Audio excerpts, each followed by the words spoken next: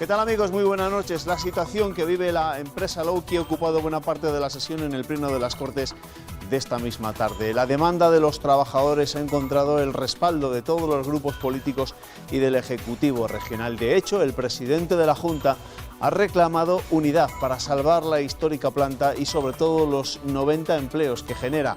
Y además, Juan Vicente Herrera ha anunciado el interés de una empresa del sector de la agroalimentación instalada en nuestra comunidad que estaría interesada en adquirir la factoría vallisoletana. La Junta activa su protocolo de crisis ante la situación de Lauki y pide una reunión con el presidente de la empresa. Debe saber que es bienvenido a Castilla y León siempre que su objetivo sea seguir invirtiendo, seguir creando riqueza, manteniendo su capacidad productiva y fundamentalmente manteniendo también los empleos, directos e indirectos. Quiere convencerle de que el cierre no está justificado ni es la única salida. Que ya se ha recibido una primera comunicación de un grupo que tiene presencia en el sector agroalimentario de Castilla y León, expresándonos su disposición, expresándonos su interés, y debido a la urgencia de esta situación, esta misma mañana nos hemos reunido con ellos. Además, le ha pedido al Ayuntamiento de Valladolid que mantenga el suelo de Lauki como industrial para que no pueda especularse, medidas que la vicepresidenta y las consejeras de Economía y Agricultura les trasladaban a los propios trabajadores. Vamos a estudiarlo todo, pero al pie de la letra, aparte de buscar otras fórmulas de viabilidad. Entonces, en este momento, pues nos sumamos a lo que hagáis. Y escuchaban sus preocupaciones en la calle, donde se han concentrado con sus familias. El PSOE, que también se ha reunido con ellos, culpaba a la Junta por no haber puesto en marcha la ley agraria. Así que le pido que ponga en marcha de forma inmediata el Observatorio de Precios, el Defensor de la Cadena Alimentaria y el Seguro de Rentas, que adopte medidas extraordinarias para las explotaciones que están produciendo en pérdidas y para garantizar la recogida de la leche. Y criticaba el viaje a Bruselas. Una foto de la consejera con una vaca y punto. Y ayer nos dicen que todo se soluciona haciendo que nuestros ganaderos dejen de producir toda la leche que producen para ajustar la oferta a la demanda. Ole. Izquierda Unida culpa a la reforma laboral. Una fábrica en España puede cerrar con beneficios debido a algo que se llama reforma laboral. También la presidenta del Parlamento ha recibido a los trabajadores para mostrarles su apoyo. Este va a ser uno de los asuntos que abordemos en nuestro tiempo de tertulia dentro de unos minutos, esta noche con Juan Luis de las Rivas. Juan Luis, ¿qué tal? Bienvenido, muy buenas noches. Muy buenas noches, Juan. Y con Cecilio Lera. Cecilio, ¿qué tal? Bienvenido, muy buenas noches. Buenas noches. Hombre, no habrá muchas vacas de leche en tu pueblo, Cecilio, pero evidentemente esto es un duro golpe también al sector ganadero y a los pueblos de nuestra En mi zona hay vaquerías y, claro, es un duro golpe para el sector, sobre todo teniendo en cuenta que en Castroverde hay pocas vacas, pero hay muchas ovejas. Ya.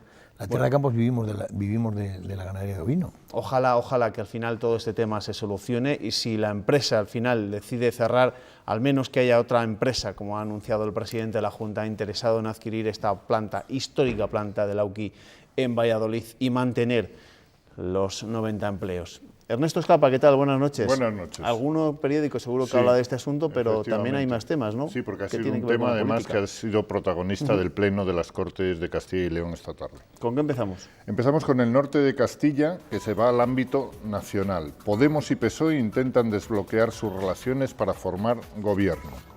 Diario de León, unidad institucional y política en defensa de las diputaciones. Y señala que tanto el Senado como el Pleno del Palacio de los Guzmanes, las de la Diputación de León, aprueban sendas mociones en apoyo de estas instituciones provinciales que deberán redefinir sus funciones, modernizarse y ser más eficaces. La Gaceta de Salamanca titula con unas declaraciones del ministro Luis de Guindos. Guindos cree ideal un pacto del PP, PSOE y Ciudadanos para la economía. El ministro confirma una desaceleración del crecimiento por la incertidumbre mundial. Y el diario ABC abre sus páginas de Castilla y León con este titular. Herrera pide unidad sobre Lauki y anuncia que hay un grupo interesado en la planta. Diario de León destaca también en su primera que el Ministerio de Industria asigna 125 millones de euros al carbón, pero no pagará las ayudas hasta final de año. Diario de Ávila, el PSOE pide una junta de seguridad para analizar los tiroteos en la zona sur de la ciudad. Y por último, la Nueva Crónica de León destaca en su primera la imagen de la ministra de Fomento Ana Pastor, visitando el Palacio de Gaudí, que va a iniciar ahora sus obras, y también visitó en Astorga la remodelación del Teatro Gullón. Bueno, esas son las primeras páginas. Ernesto, ¿qué viñeta metes esta noche? Pues mira, la de Rodera en el mundo de Castilla y León. Vemos ahí a dos políticos en el escenario y uno que dice, y me dice el tío todo serio, ¿no querría usted pagar menos impuestos? Impuestos, menos, yo. Hay cada cachondo. Bueno, después hablaremos de política porque el día también ha estado bastante entretenido en ese terreno, pero antes nos ocupamos de lo que ha sido, sin lugar a dudas, el asunto estrella en el Pleno de las Cortes de esta tarde, la situación, el futuro del Auqui. Allí han ido los trabajadores de la empresa para mostrar sus reivindicaciones y exigir a los grupos políticos y a la Junta de Castilla y León unidad y respaldo en sus demandas. Parece que lo han conseguido. Ahora estaremos pendientes de que haya una solución, porque es muy mala noticia, ¿no?, el hecho de que una multinacional diga que va a cerrar una planta histórica como la del Auqui en Valladolid cuando los trabajadores lo han dicho y todos los que les han apoyado lo han recordado. La empresa es rentable. Sí, el problema es que hay una intrahistoria compleja en el tema. Todo yo lo que decías, Cecilio, del tema de la leche, ¿no? Hay parece que es difícil con el contexto europeo, pero desde luego esta región tendría que tener una política, porque no es solo los empleos directos, ¿no?, claro, sino son los indirectos, ¿no?, porque una central lechera es un centro logístico que va recogiendo, que se distribuye por el territorio y que genera trabajo en el territorio, ¿no? Claro, también esto es un poco el modelo económico en el que vivimos. Una multinacional a veces cuando compra una planta de estas, pues a veces hay gente que también dice, hombre, qué bien que la ha comprado una empresa fuerte, pero luego estas multinacionales, el territorio les importa a veces un bledo, ¿no? Entonces, esto que decían, si estas empresas han recibido algún tipo de subvención o algo, eso hay que revisarlo todo, por supuesto, porque y luego, claro, por supuesto que se requiere unidad y a mí me parece bien que la Junta haya reaccionado con esta especie de reprise, ¿no?, como un muelle, ¿no?, con fuerza, pero lo que habría que hacer son políticas agroindustriales muy arraigadas, ¿no?, intentar evitar ese desarraigo que tienen algunas empresas con el territorio, ¿no? De momento hemos visto esa unidad que requerían los trabajadores y hemos visto o hemos escuchado ese anuncio del presidente de la Junta anunciando que hay una empresa del sector de la agroalimentación instalada en nuestra comunidad que podría estar interesada en adquirir el Auqui. Pero ya vamos a un segundo tema. Lo lógico es que el Auqui se quede aquí. Es una empresa histórica, una empresa de Castilla y León, y si realmente una de las alternativas que tiene Castilla y León para salir de lo mal que estamos, una de las alternativas potentes que puede tener nuestra economía es el sector agroalimentario, que cierre una industria puntera en Castilla y León, pues es una mala noticia, porque nosotros es el único que podemos competir en el sector agroalimentario, los demás industrialmente o tal estamos muy por detrás.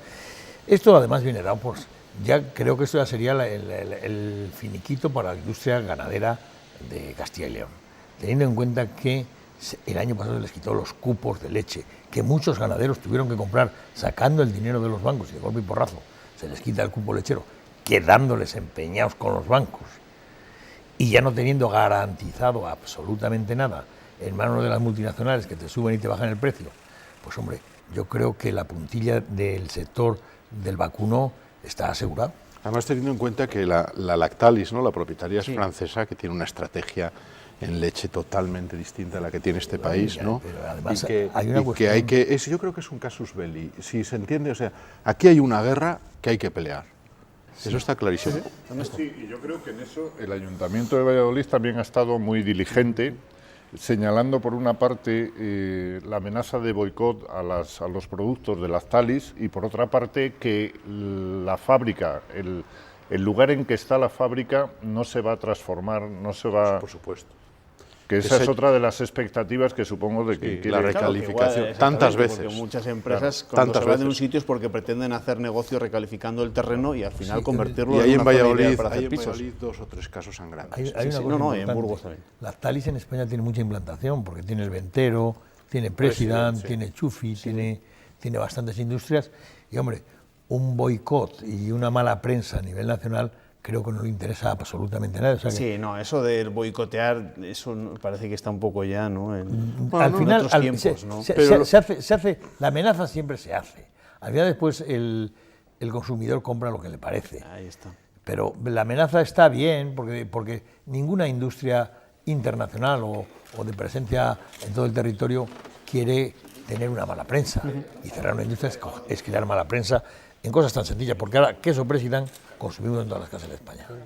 No, que yo digo eso, que la empresa se dé cuenta de que aquí hay alguien que está dispuesto. Además es una cuestión de urgencia. ¿Ustedes quieren cerrar esto? Pues lo compramos con dinero público. Yo digo que a veces, yo no digo, si hay un empresario del sector de la leche, por ejemplo, la cooperativa esta que hay en Zamora o otras, ¿no? Pues le apoyamos para que lo compre. O sea, yo no sé, estas cosas. Bueno, estaremos muy atentos de cómo evoluciona todo este tema, sobre todo por el futuro de esos trabajadores, de esas 90 familias que viven de una empresa histórica en nuestra comunidad histórica en Valladolid. Además del futuro del Lauki, en ese pleno también hemos asistido a un intenso debate entre el presidente de la Junta y el portavoz de Podemos, a costa del retraso en la designación de un senador autonómico vacante. Herrera negaba tal retraso y calificaba de numerito la intervención de Pablo Fernández. Podemos reclamaba explicaciones al presidente Herrera por no haber designado al senador vacante en representación de las Cortes. Están ustedes hurtando la soberanía de nuestra comunidad. Herrera aclaraba, el Senado notificó a principios de febrero a las Cortes y estas al PP el día 22. ¿De qué estamos hablando? De 3 semanas. En el rifirrafe, Pablo Fernández ha sacado a relucir el nombre de Juan José Lucas con duras críticas y alusiones a su edad. Herrera ha defendido el trabajo del vicepresidente del Senado y ha puesto como contraejemplo a Carlos Sánchez Reyes, quien fuera presidente de las Cortes. Ha devenido en una suerte de cementerio de elefantes, uno de cuyos ejemplos máximos es, oh sorpresa, Juan José Lucas. Ha sido tan injusto como si yo les criticase a ustedes por haber presentado en las últimas elecciones generales por Palencia a quien durante muchos años fue aquí presidente de las Cortes. El consejero de la Presidencia ha defendido que la Junta ya publica los sueldos de los altos cargos de empresas públicas, aunque el PSOE ha acusado al Ejecutivo de mentir sobre las nóminas de investigados por la trama eólica. ¿A quién mienten? ¿Al Consejo de Cuentas? La pregunta es exactamente qué cantidad ha sido abonada a la empresa. Albert, eso es una mentira que acaba de hacer usted. Las puertas giratorias han tenido su protagonismo. Preguntaba el PSOE por los pagos hechos por la Junta a KPMG, donde la que fuera viceconsejera, Begoña Hernández, ejerce como directivo.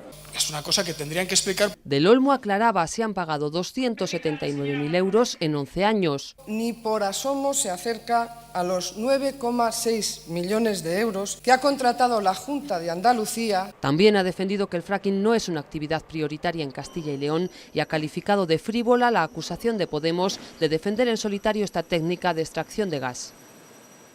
Juan José Lucas, ya lo han escuchado, ha sido protagonista en ese pleno de esta tarde en las Cortes Regionales y lo será mañana también, o uno de los protagonistas del programa Espacio Abierto, de mi compañero, del jefe de informativos de esta casa, Eduardo Gordaliza, porque van a grabar y se va a emitir un programa grabado en el Senado donde se van a analizar los 15 años de la presidencia de Juan Vicente Herrera. Mañana se cumple tal aniversario y en el programa, además de Juan José Lucas, va a estar también Jesús Posada y Demetrio Madrid, es decir, 3 de los que han sido presidentes de la Junta en nuestra comunidad.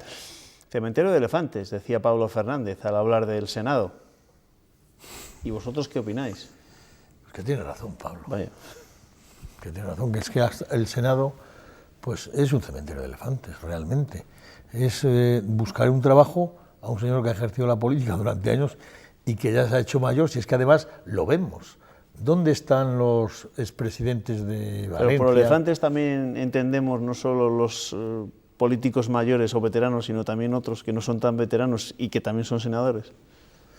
Bueno, pues sí, se le entiende por eso, porque es que realmente el Senado es una institución cara, costosa y que realmente... Y es que no funciona, eso no funciona. Después con la representación que tienen los senadores de las comunidades, esto y lo otro, es una... Hasta el PP está dispuesto ahora a reformar el Senado. ¿Sí? Yo creo que el Senado hay que reformarlo. Pero hombre, y ajustarlo, y quedarlo mucho más pequeño. Más que es una reserva, ¿no? Es un paso a la reserva curioso, bien. Pero a mí me enternece la preocupación que tiene Podemos porque no haya un representante en el Senado, ¿no? Me enternece porque el Senado lo que tendría que estar diciendo es que no hay que enviar a nadie al Senado porque es una institución que nos...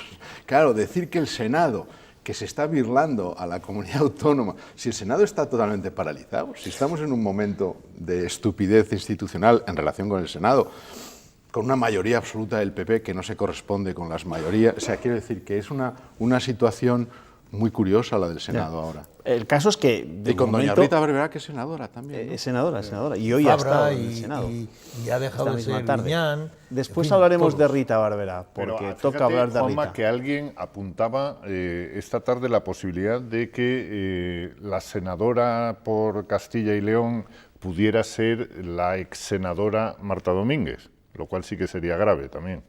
¿Quién le apuntaba eso? ¿Sí? Bueno, estaremos pendientes en cualquier caso a ver quién va a ser el senador autonómico que tiene que sustituir a Marangulo, porque la soriana es senadora pero por elección, después de las pasadas elecciones del 20 de diciembre. ¿Tú crees? No hay ningún acuerdo. Dime, Juan Luis. ¿Se está buscando a alguien a quien premiar o se está buscando a alguien que sepa mucho para resolver una función? Claro. Esto sería un poco la prueba del 9. Ese será un debate para más adelante, porque de momento no hay ningún acuerdo entre partidos para suprimir el Senado, por ejemplo. Sí que hay un acuerdo para suprimir las diputaciones, ese acuerdo de PSOE y de Ciudadanos, pero que genera tensiones en los dos partidos. Les cuento, la formación naranja ha expedientado a sus 2 diputados provinciales en Soria por votar a favor de una moción por el mantenimiento de las diputaciones. Los dos se enfrentan a la expulsión definitiva de Ciudadanos, pero los dos aseguraban esta mañana que no se arrepienten de su voto. Esta mañana recibían la noticia. Los diputados de Ciudadanos en la provincia de Soria sufren las consecuencias de haber apoyado la institución en la que trabajan. La inmediata suspensión cautelar de afiliación.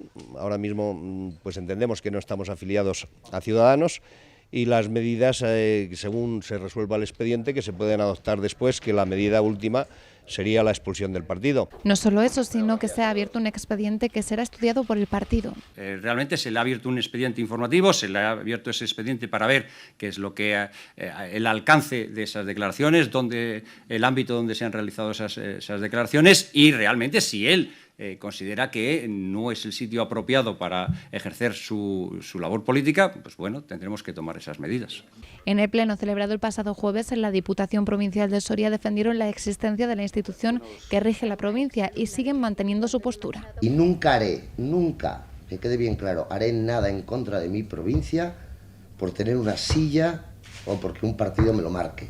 Ahora solo queda esperar a que se presenten las alegaciones pertinentes y el partido decida qué hace finalmente con los representantes que su partido tiene en la Diputación Provincial de Soria. El caso es que ese acuerdo de PSOE y Ciudadanos para suprimir las diputaciones tampoco ha sido atendido por los diputados socialistas en la Diputación de León. Su voto favorable ha permitido al PP sacar adelante una moción en defensa de estas instituciones, rechazadas por los diputados de Ciudadanos y de En Común. Claro, os quiero preguntar a vosotros, ¿no?, acerca de esta situación, ¿no? Yo no sé si al final tanto a Ciudadanos como al Partido Socialista, quizá no tanto aquí en el caso del PSOE, pero sí más en Andalucía, donde el PSOE gobierna en unas cuantas diputaciones provinciales, se le puede convertir en un verdadero problema. Yo creo que sí. Bueno, yo lo de las diputaciones, yo creo que las diputaciones están obsoletas, son instituciones antiguas, son instituciones con una maquinaria muy lenta. ¿Pero hay que suprimirlas, según tú? Yo la suprimiría, pero previamente hay que crear dentro de las comunidades algo donde podamos dirigirnos los alcaldes. O reformar las diputaciones, o dentro de las comunidades autónomas decir, si ahora suspende las diputaciones, un alcalde, ¿a quién se dirige? En este momento actual. Porque es que, claro, la suspendemos, pero es que una diputación tiene 700 trabajadores, una diputación tiene unas encomiendas impresionantes, una diputación tiene un presupuesto de 80 millones de euros. No se puede decir, la suspendo, no, la suspendo, pero previamente preparado esto y esto. ¿Que hay que modernizarla? Sí. Que tal y como lo están diciendo los que están en las diputaciones, ahí vamos a modernizar, nunca se va a modernizar absolutamente nada si no viene por un encargo desde el Gobierno, desde el Parlamento Nacional. Eso es así de claro. Las diputaciones tienen un problema político y financiero, porque dependen, primero, no es una democracia, podríamos decir, directa, en el sentido... Y luego, segundo, dependen mucho de transferencias de la Junta, de los recursos... Y del control, claro, y del control con los servicios de recaudación, claro. El control de las perras de los controles. O sea, recaudan... Claro, pero yo creo que el problema no es... vamos a ver, el problema es cómo debe gestionarse el medio rural. si las diputaciones son las herramientas idóneas hoy en día para hacer un medio rural, prestar el servicio que ahora están prestando real o teóricamente al medio rural. Lo que no se puede hacer es eliminar un organismo sin reflexionar sobre el problema. Esto es. Las diputaciones es verdad, las diputaciones en Castilla y León hay diputaciones que son mucho más dinámicas que otras, hay diputaciones que son muy pesadas, más eficientes, todas son caciquiles, tanto las andaluzas donde gobierna el PSOE como las castellanas donde gobierna el PP, son nidos de caciques, porque además suele tener por costumbre de que al presidente de la diputación se le hace líder del partido, se le hace presidente del partido de esa provincia, con lo cual lógicamente ya está vendiendo pues un partido político y siempre en perjuicio del contrincante, del enemigo, no del enemigo, sino del que es oposición. La justicia existe poco en las diputaciones. Yo creo que la más tolerante de todas las que hay en la comunidad autónoma es la de Valladolid, que es la que ya, previos acuerdos, tiene ya una serie de subvenciones por número de habitantes, por tal y por cual. Bien es verdad que de las diputaciones se está gastando mucho dinero de forma ilegal en las ciudades, porque las diputaciones tienen que intervenir en los municipios menores de 20.000 habitantes. ¿Y crees que eso es ilegal? Es ilegal. Por ejemplo, ¿qué pinta el Lope de Vega, propiedad de la Diputación de Valladolid, el centro de Valladolid? Es antifuncional. ¿Por qué la Diputación? No, el Zorrilla. O el Zorrilla. ¿Por qué no lo función, vende? ¿no? El Ramos Carrión de Zamora, en la capital de Zamora, ha costado millones de euros. Ha costado el presupuesto. La mayor inversión que ha hecho la Diputación en los últimos 10 años ha sido en el Ramos Carrión. ¿Para qué? ¿Para qué? Pero yo creo que en todo caso lo que porque no es que se ese puede plantear dinero va en detrimento de los pequeños núcleos de población. Plantear la supresión de las diputaciones como una ocurrencia de gabinete diseñada en una ciudad grande. Es decir, porque en Castilla y León, por ejemplo, pero en otros espacios de España también, hay un problema muy grande de desatención al medio rural y de despoblación, es decir, que requiere una vigilancia y una atención. Ahora mismo un alcalde lo que más próximo tiene cuando tiene un problema es la propia Diputación. Más o menos funcional, tiene un punto donde dirigirse. Lo que estáis diciendo es verdad. Una ocurrencia de un urbanita que dice, suspendo las diputaciones. No, las suspendo, pero previamente he creado un órgano que lo haga. Julián, para terminar con este asunto. Juan Luis. Juan Luis. No, hombre, yo lo que diría es que no creo que sea baladí el debate.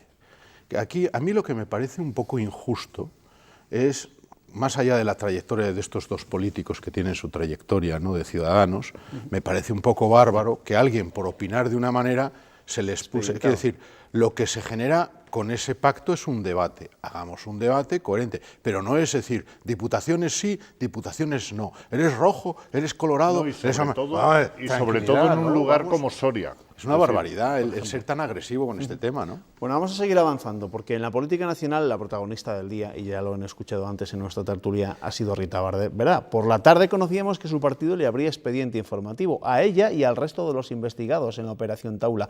Por la mañana, la exalcaldesa de Valencia comparecía en rueda de prensa para anunciar que comparecerá ante el juez para declarar y ha insistido en que no dimitirá como senadora. No ha dicho ni cuándo ni dónde, pero Rita Barberá sí acudirá voluntariamente ante el juez. Desde el respeto y el acatamiento al Estado de Derecho, acepto este ofrecimiento. Aunque ya avisa, no le contarán nada nuevo. Blanqueo de dinero organizado en una trama, eso es totalmente falso. Totalmente falso. Y lo diré aquí ante el juez. Ese presunto blanqueo que dice desconocer sí aparece en las grabaciones del sumario del caso. Así se lo explicaba a su hijo, la exconcejala del Ayuntamiento de Valencia, María José Alcón. Han hecho una trampa en el partido, que me han dado 1.000 euros en 2 billetes de 500, dinero negro. Y yo les tenía que hacer una transferencia legal de mi cuenta, para blanquear dinero. Vamos, corrupción política total. Conversación donde el nombre de la secretaria del Grupo Popular y el de la exalcaldesa también aparecían. ¿Pero quién te ha dado a ti eso? ¿Rita? Mari Carmen. Rita, sí. En conversaciones familiares no voy a entrar. No valora conversaciones privadas, pero sí carga contra otros partidos. La corrupción del PSOE. Fíjese los folios que hay aquí. Tampoco dimite como senadora. No he cometido ningún hecho ilícito y por tanto no voy a dimitir. Ni el PP ni Mariano Rajoy asegura se lo han pedido. Y horas después... ¿Me dejáis pasar, por favor? Así era su entrada en el Senado.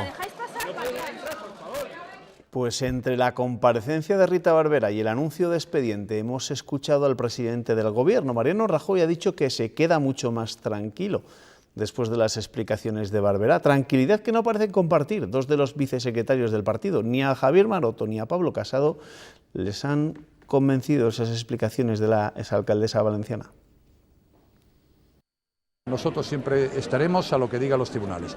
Creo que es un paso adelante muy importante que Rita Barberá vaya y haya atendido la petición que le ha hecho el juez en el día de ayer, y a mí eso pues me deja tranquilo, porque son los tribunales los que tienen que decidir. Bueno, pues os quiero preguntar sobre la situación de algunos protagonistas de la actualidad política estos días en nuestro país, y no solo hablando de Rita, también hablando del caso Besteiro, que ha sido noticia durante estos últimos días, y de lo que va a ser mañana una de las noticias destacadas de la jornada, porque mañana Chaves y Griñán acudirán al Supremo a declarar por el asunto de los ERE, un tema en el que están también siendo investigados. Bueno, ¿cómo está el tema? ¿Cómo está el patio en este momento tan decisivo de la política española? Que Chaves y Griñán, en un momento determinado, dimitieron, pero dimitieron muy tarde. Tenían que haber dimitido mucho antes. Claro, tuvo que intervenir Ciudadanos, ¿no? Tenían que haber dimitido mucho antes y haber dado la cara mucho antes. Lo de Rita Barberá no se lo cree ya nadie. Y lo de Besteiro es una vergüenza que el Partido Socialista, que está pidiendo responsabilidades al resto, aguante a un señor con 10 imputaciones. ¿Qué ejemplo estamos dando? Si queremos, ¿qué pasa? ¿Que tenemos dos varas para medir? Una para el de fuera y otra para el nuestro. Ni Besteiro ni Rita Barberá en este momento actual, al estar imputados, ya algo tiene que haber, ya hay una sospecha, ya no son... yo ya no lo veo bien que esté representando al pueblo español en una de las cosas. Sobre todo, usar el papel de fumar, ponerse así de finos del Partido Socialista para decir, bueno, no lo presentamos como candidato, pero es nuestro secretario general en Galicia. Bueno, me parece que hay que ser... O se le quita de todo... Exacto.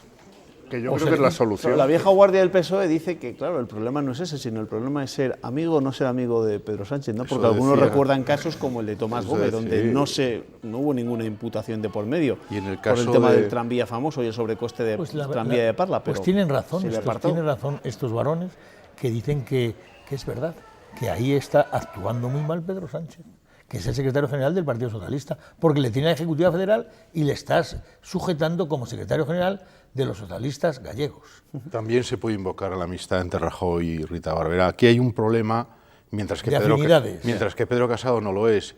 Pablo Casado. Yo lo que creo es que hay una...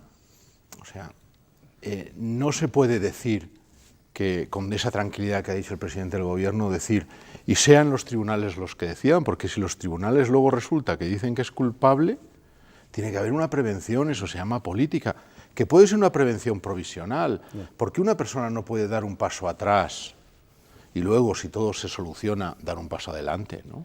Apartarse un momento para clarificar una cuestión, porque tampoco sé muy bien exactamente de qué se le acusa, ¿no?, a esta señora, pero claro, parece que hay una especie de posición de ventaja de ser senador, ser aforado, de tener un tratamiento, que ese es otro debate, ¿no?, el del aforamiento y tal. Pero no lo sé. Hombre, yo creo que la acusación es bastante clara. Ella es la alcaldesa, es la máxima responsable de un ayuntamiento donde tiene a todos los concejales imputados. O es tonta y no se entera, y ya estoy harto de las tontas que no se enteran, o tiene que conocerlo y responder por lo que está pasando en el ayuntamiento. Con la que está cayendo. Así de claro. Con la que está cayendo. Ya estamos hartos, tanto reivindicar las feministas, que salgan y digan de una vez, ¿qué pasa? ¿Que todas las que se imputan son tontas? Bueno, con la que está cayendo, les recuerdo, lo saben de sobra, que todavía no tenemos gobierno ni visos de tenerlo en breve, pero sí tenemos Congreso y tenemos bronca. El presidente de la Cámara está dispuesto a llevar al gobierno en funciones al Constitucional por negarse a someterse al control parlamentario. El caso es que, en cuanto al Pleno, hoy se han debatido dos iniciativas sobre la unidad de España que han salido adelante, pero han salido adelante con mayoría simple. Ha sido la primera en intervenir en un pleno ordinario del Congreso con un gobierno en funciones. La diputada Dolors Montserrat ha pedido a Ciudadanos y al PSOE que secunden la moción del PP que insta al Ejecutivo a defender la unidad de España. Que no antepongan por un pacto Ciudadanos-PSOE la reforma de la Constitución frente a la unidad de España. Cuenta con el apoyo de Ciudadanos, que ha presentado otra proposición con el mismo lema pero con un matiz: la reforma constitucional a instancias de una enmienda del PSOE. Si entre la inmensa mayoría de esta Cámara, que somos 3/4 partes de la población española, empezamos a ver en qué puntos nos une la reforma constitucional. Hay que defender la ley, porque fuera de la ley solo existe la arbitrariedad. Pero no compartimos que ello derive en una retórica vacía y contundente contra el independentismo.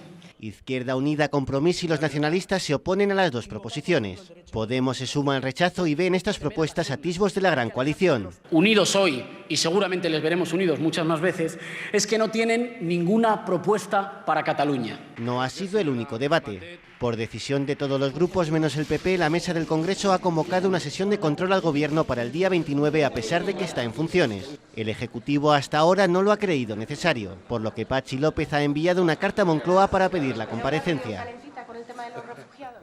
Antes de ese pleno, Pedro Sánchez se reunía en Barcelona con el presidente de la Generalitat y, como era de esperar, ni Puigdemont ha renunciado al referéndum, ni a la independencia, ni el líder del PSOE lo ha aceptado. Eso sí, según Sánchez, que se ha dado el primer paso para poner en marcha la relación bilateral entre ambos. El secretario general de los socialistas asegura que en los 23 puntos marcados por Artur Mas hay muchas cuestiones en las que ambos gobiernos podrían ponerse de acuerdo, como la financiación autonómica. A mí me gustaría que fuese la primera de otras muchas entrevistas que tengamos, ojalá que yo como presidente del Gobierno, y sobre todo creo que lo que se ha hecho es abrir una etapa de deshielo entre la Generalitat de Cataluña y el Gobierno de España, o la política española, y que cuando se abre una etapa de deshielo es cuando afloran las soluciones. Hay quien temía en vísperas de este encuentro, o decían que quizá Ciudadanos temía en vísperas de ese encuentro que al final Sánchez cediera de alguna forma en torno al referéndum con Puigdemont, pero parece que no ha sido así, parece que las cosas siguen claras y que el mandato del Comité Federal de no ceder ni un ápice en torno al referéndum catalán le sigue pareciendo algo claro a Pedro Sánchez. Pues solo faltaba que hubiera aceptado el referéndum, solo faltaba eso, saltándose el acuerdo del Comité Federal. Pero hay quien establece ya este escenario, estamos en otra situación a partir de ahora, porque ya se habla de posibles negociaciones con Podemos para intentar llegar a una alternativa más de izquierdas, porque con Ciudadanos no se suma, y ahí hacen falta la abstención de los independentistas. De lo que ha pasado. ¿Qué ha pasado? ¿No habéis visto no tiene nada que ver con el asunto de fondo. Aquí ha habido una persona que ha ido a Barcelona a hacerse una foto y salir diciendo que él es cuasi presidente del gobierno. Es decir, lo que hay aquí es el debatir. No, lo que hay aquí es la idea, la felicidad con la que este hombre dice: cuando sea presidente de gobierno seguiremos hablando. Que tiene su valor, o sea, desde el punto de vista, en mi opinión, estratégico. Tiene su valor, mientras que el otro está diciendo que Rita Barberá, que ya decidirán los tribunales. Son dos imágenes totalmente distintas de Telediario. Ya me perdonaréis, ¿no? Sí, hombre, también yo creo que Pedro Sánchez hoy lo que ha sido una puesta en escena, porque sabe, claramente él no podía aceptar el referéndum catalán por el propio mandato que tiene del Comité Federal. Eso no se lo podía saltar, eso de entrada. Pero le ha venido bien para hacerse ver, para demostrar que está en activo y, hombre, yo creo que también viene bien que a los catalanes de vez en cuando se acerque, que haya con ellos algo de diálogo, aunque no se lleguen a acuerdos, que haya algo de diálogo. No puede haber la cerrazón que ha tenido últimamente el gobierno con la Generalitat de Cataluña. Hay que hablar. Pero si es que es una barbaridad. Es que yo creo, o sea, a mí me parece una falta de estrategia. O sea, cuando en el Parlamento español alguien está llevando una moción que es de nacionalismo español contra nacionalismo periférico, de hablar de la unidad de España en un sentido, no sé qué significa eso exactamente, pues lo que hace el otro es aprovechar la oportunidad para decir, hombre, hay una manera distinta de enfocar el problema, sin renunciar a tal. Claro, yo creo que desde el punto de vista de lo que es De acción la puesta política. en escena, pero De también acción política. de lectura política, posibilista y tal. Otra cuestión es que esto genere confianza, que no haya detrás contenido, que no haya ninguna respuesta real al problema. Pero lo que has dicho tú muy bien, puesta en escena, lo que es teatral, es extraordinario. Pero, Juan Luis, hay que tener en cuenta también que estamos en la fase en la que iba todo a acelerarse y en la que no ocurre nada. Es decir, estamos en la fase, en el paréntesis ese que se cerraba el lunes pasado, pero que no ha ocurrido absolutamente nada.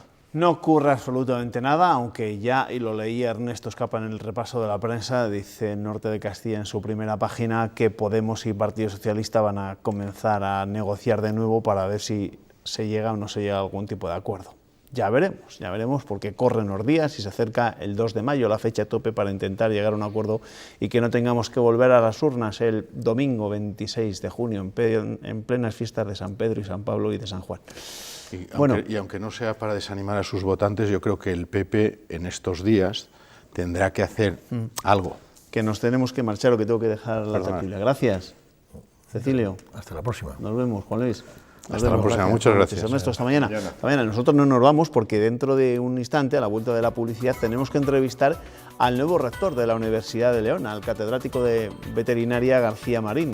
Al final, la Junta Electoral le ha dado la razón y sí puede ser rector de la ULE. Hasta ahora.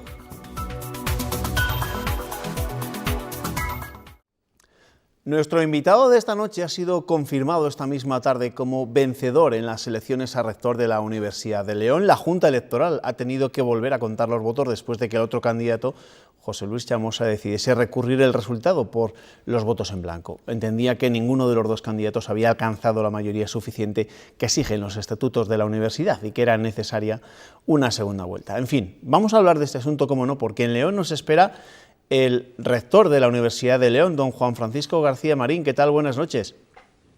Hola, buenas noches. Le llamo rector, pero legalmente todavía no ha accedido a tal condición, ¿no? Hasta el viernes no va a ser proclamado oficialmente. Sí, por supuesto. Desde luego, además, tiene que haber una toma de posesión que será después de Semana Santa. ¿Y todavía cabe algún tipo de recurso ante la situación en la que nos encontramos? Podría caber, pero espero que seamos sensatos, por decirlo de alguna manera. ¿Usted Era cómo una ha situación vivido? que no se había producido. Sí, perdón. No, le preguntaba que cómo ha vivido esta situación y la denuncia presentada por su oponente. Hombre, pues con cierta sorpresa al principio y tensión después. Pero bueno, ya se ha resuelto estas alegaciones que presentaba y bueno, volvemos a estar otra vez en la misma situación que después de las elecciones. Dice usted que se ha resuelto el tema, pero desde la candidatura de José Luis Chamosa le acusaban de llevar a cabo actos de proselitismo electoral y de entrega en manos de sobres de votación durante el propio día de las elecciones.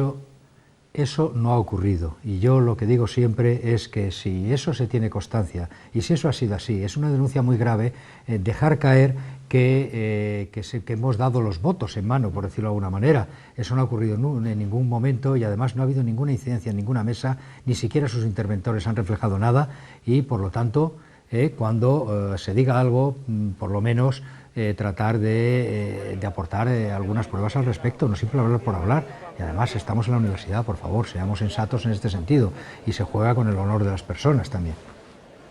Evidentemente también tenemos que estar pendientes de las reacciones del otro candidato de Chamosa ante esa decisión de la Junta Electoral. Él ha dicho en rueda de prensa también esta misma tarde, o ha calificado esa situación de manipulación, medias verdades y demagogia. Muy duras esas declaraciones, ¿no? ¿Qué declaración? Pero no entiendo, no he atendido Chamosa, cuando Chamosa había conocido la decisión de la Junta Electoral, había dicho que lo que le planteaba antes, que estudiara recurrir la proclamación de rector y denuncia manipulación, medias verdades y demagogia. Le digo que declaraciones bastante duras. ¿Pero de quién? ¿Medias verdades? ¿De quién? ¿De la Junta Electoral? Es la Junta Electoral la que ha decidido. Entonces son las medias verdades de la Junta Electoral, es demagogia, no lo entiendo muy bien. Si se refiere a demagogia nuestra, simplemente hemos hecho una campaña electoral que ha sido muy clara, con un programa muy claro desde el principio y luego ha habido una votación libre. Una vez que hemos superado, o parece que hemos superado todo este episodio, ¿qué se plantea el nuevo rector de la Universidad de León? ¿Cuáles van a ser sus retos más importantes a partir de ahora? Los retos más importantes, tal y como decía desde el principio, son primero el tema de personal, tanto personal de administración de servicio como profesorado. Es una universidad que algunas especialidades, por ejemplo, para entendernos bien, tienen la media edad de profesorado de más de 60 años. Por lo tanto, tiene que haber una renovación inmediata, tiene que haber profesorado joven, de calidad, etcétera, que pueda seguir esa línea, esa continuidad. Esa es una de las primeras cuestiones. También reorganizar, por decirlo de alguna forma, y hacer una relación de puestos de trabajo de todo el personal que está cualificado, que ocupe los puestos adecuados y que esta universidad vaya funcionando. Mejorar, y eso va a ser inmediato, cambiar el calendario docente, el calendario académico y las fechas de exámenes, las convocatorias, que está creando muchos problemas desde hace muchos años, sobre todo a los alumnos, a los estudiantes. Esas van a ser acciones inmediatas. Le preguntaba precisamente por ese cambio de calendario. ¿Por qué considera importante el cambio de calendario? Mire, suprimimos, le voy a poner un ejemplo que se entiende fácil, suprimimos los exámenes de septiembre porque había que alargar el curso y resulta que empezamos en las mismas fechas del 20 para atrás de septiembre. Ya no hay nada en estas fechas, estamos perdiendo semanas de exámenes de clase. Sin embargo, concentramos los exámenes y la recuperación de los mismos en un mes de febrero, con una parada muy larga, tanto para profesores como para estudiantes, pero sin embargo para ellos los exámenes son muy próximos, los de recuperación o segunda convocatoria extraordinaria, con lo cual no hacemos nada. Es mayor el número de fracaso, digamos, porque es inmediato al examen anterior, no hay tiempo para que los puedan preparar adecuadamente. Y todo eso lo sufren profesores y estudiantes. Por lo tanto, vamos a hacerlo más coherente, no es ningún problema este caso. En su programa electoral, si lo podemos denominar así, también figuraba una reivindicación, la de reducir las tasas y una política de precios públicos adecuada. En este sentido, entiendo que necesita, claro está, la complicidad de la Junta de Castilla y León. Sin ninguna duda, y ahí lo dejaba bien claro, era el luchar por ello, o sea, no era decir voy a bajar las tasas académicas, porque eso todo el mundo sabe que no es posible hacerlo un rector, se tiene que ser en la Junta de Castilla y León, y por lo tanto reivindicaremos en la Junta de Castilla y León que somos una universidad pública, que en Galicia o en Asturias las tasas son mucho más bajas. Por poner un ejemplo que he puesto muchas veces, en la Facultad de Veterinaria, de la cual soy yo profesor y conozco bien, una matrícula de primer curso cuesta 1.900 euros y en Galicia, en Lugo, perdón, Facultad de Veterinaria cuesta 900 o no llega. Entonces son diferencias muy grandes, y así en otras titulaciones, y eso hay que hacer entender a la Junta que, bueno, que estamos en una universidad pública, que es difícil competir también con otras universidades públicas en este sentido, y que además es una cuestión de justicia social, por decirlo de alguna forma. La universidad no está, la universidad pública, en nuestra finalidad, el objetivo de la misma no es el tener buenos resultados económicos. Nuestra finalidad y nuestro rendimiento es preparar buenos profesionales, que es lo que tenemos que hacer. ¿El nuevo rector de la Universidad de León se plantea solicitar nuevas titulaciones? ¿O considera que lo importante es afianzar las que existen en estos momentos? Lo más importante en este momento es afianzar las que existen. Aquellas que tienen pocos alumnos hay que ver qué es lo que está pasando, hay que promocionarlas más, hay que ver qué temas de infraestructuras tiene para que vengan nuevos estudiantes a esas titulaciones. Y si hay que pedir nuevas titulaciones, será más adelante, desde luego. Ahora, en principio, no, y sobre todo si son a coste cero. Es decir, si nosotros aquí ponemos nuevas titulaciones, crecemos en ese sentido, pero resulta que es con el mismo presupuesto que tenemos, que no hay aportación de la Junta, ¿de dónde lo quitamos? ¿De qué titulaciones quitamos o qué titulaciones cerramos? Esa es la cuestión. Y según usted, ¿es necesario reorganizar ese mapa de titulaciones, el mapa de titulaciones que existe en el conjunto de las universidades de Castilla y León y que muchas veces pues, se repiten, ¿no?, de diferentes grados en múltiples campus de la comunidad? Hay hay la misma titulación, la misma titulación que se repite en varios campus. Usted tiene razón, incluso en las universidades públicas. Hay que tener en cuenta que hay 4 universidades públicas, pero hay varios campus, como ocurre aquí con el campus de León y campus de Ponferrada, y se repiten numerosas titulaciones. Y también está el tema de las privadas. Hay que también pedir que, oiga, si a nosotros no podemos poner o no hay dinero para nuevas titulaciones, ¿qué ocurre con la competencia de privadas y en qué condiciones? Todo eso hay que tocarlo y hay que mirarlo. Y en este sentido, ¿cuál es su opinión? Se lo digo porque esto siempre ha generado mucho debate y al final cada rector, cada universidad, evidentemente mira sobre todo por sus intereses, ¿no? Sí, miramos por nuestros intereses, como es lógico. Pero yo soy de la opinión que el crecer una universidad no significa crecer en títulos. El crecer una universidad significa que sus títulos sean buenos, sean respetados en toda, no solamente en León, sino fuera de León, y que tengan la calidad suficiente como para atraer gente y estén siempre llenos de los límites que pongamos de acceso de alumnos. Eso es lo que es crecer una universidad, apoyar a los profesores, apoyar a los grupos de investigación para que esto sea todavía mejor la universidad. En todas las ciudades donde hay una universidad siempre se plantea el debate acerca del papel que debe desempeñar esa institución académica en el día a día de la ciudad en la que está integrada. Para el nuevo rector de la Universidad de León, ¿qué tiene que suponer la ULE para una ciudad, una provincia como León?